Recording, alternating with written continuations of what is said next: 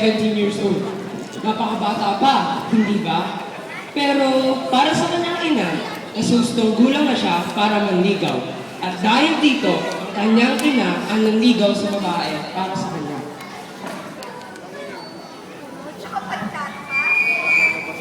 Nakapagtata ka? Marahil sa syudad. Pero, sa probinsya, karaniwan na. Ang mga ina ang pumipigil ng mapapangasawa sa kanilang mga anak. That's why, so many Filipinos find themselves in their mind alone. Well, at least, at the beginning,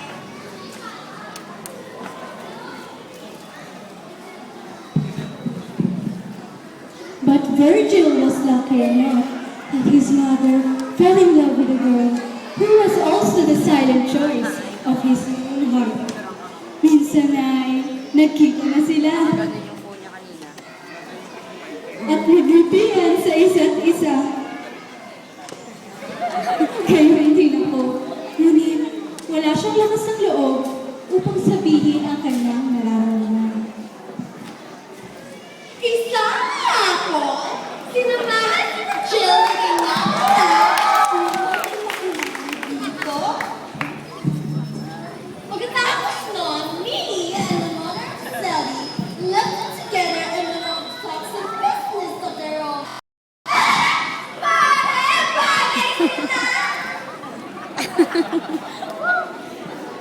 Virgil was still very young. May kapugian, bagamat may katinggan sa mga babae paminsan-minsan. Subalit, wala pa siyang karanasang umibig. So now, he sat before the girl, staring at the window, and desperately trying to think something to say. Kay ganda ng sunset, hindi ba? Tanong niya na may pag-aalil lang. Tiningnan lamang siya ng dalaga. Tumango na may kasamang ngiti, sabay sabing, oo, kay ganda niya. Napangiti rin siya kahit hindi naman dapat. Basta, umiti sila ng walang dahilan at umiti na lang ulit sila sa isa't isa. Sa oras na yon, may mga ngiti sa labing nagtitigan ang dalawa. Hindi na lubusang nahihiya ang dalaga sa bilang. Nanatili silang tahimik ng ako at hindi gumagalaw. Minsan ay napasulyap sila sa isa't isa at biglang iiwas na tingin na parang walang nangyari. Excuse me, batid ni Virgil. Gulat na napatingin sa kanya ang babae. Bakit? Ang kanyang sagot. Maaari bang malaman ang iyong pangalan? Hindi ko kasi masyadong naunawaan mula kay Ine. Ako? Si Sally. Sally Toreno. Sally, ang ganda naman ng iyong pangalan. Ang pambabola niya sa dalaga. At ikaw? Sino? Ako? Virgil. Virgil Carillo. Virgil? Amerikano ka ba? Ako? Amerikano? Ang ulit ng binata na parang nagtataka. Paano nangyari yun? Biglang tumawa ang dalaga. At nabigla naman ang binata. Bakit kaya siya tumawa? Ang wari nito. May nakakatawa ba? Siguro nga, sa may tawa rin yan.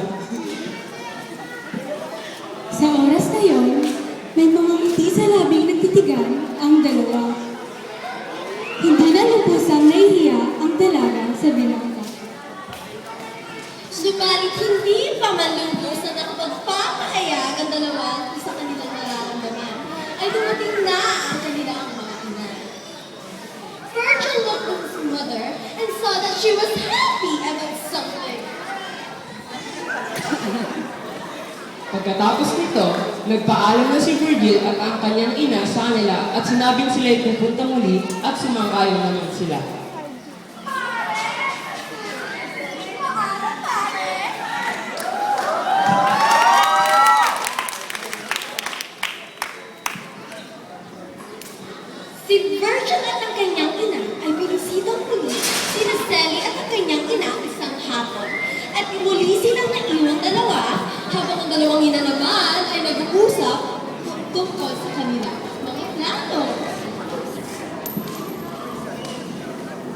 Nagsimulang magkwento ang binata patungkol sa dalaga tungkol sa kanyang kapulihan noong kabataan niya. Gayon din ang ginawa ng dalaga sa binata. Natapos ang buong maghapon na hindi na sila naiilang sa isa't isa. Habang ang dalawang ina ay masaya nagpaplano para sa kinabukasan ng kanilang mga anak. Pumupunta tuwing hapon sina Virgil at ang kanyang ina sa bahay ng dalaga sa loob ng 2 linggo.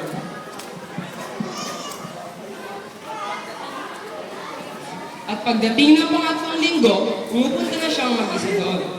Pagdating ng katapusan ng buwan, nalaman na lang ni Virgil mula sa kanyang ina na sila ay kasal na ng dalaga. Bakit ina? Ang wari nito. Ngunit, hindi ko pa nasasabi sa kanya. Ako na ang nagsabi sa kanya, sagot ng kanyang ina.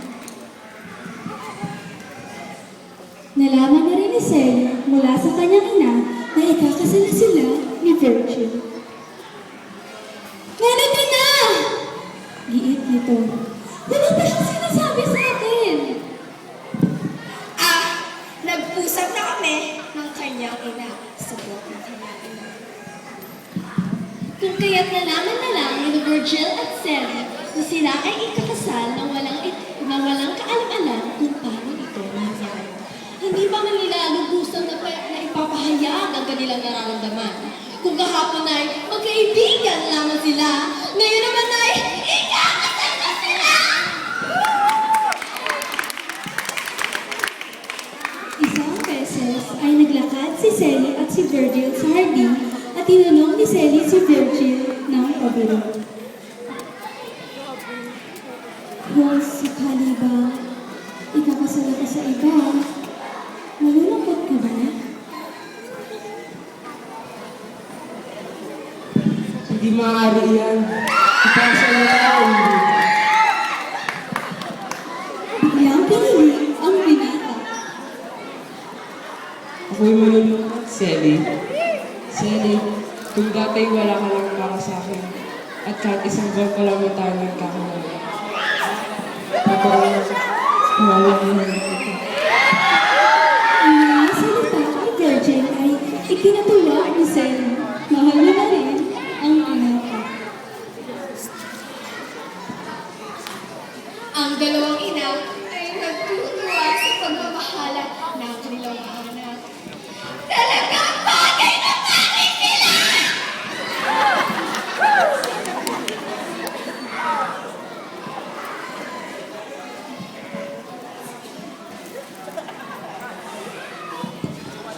Ngunit isang araw, lumapit ang ina ni Virgil sa kanya at sinabi, Virgil!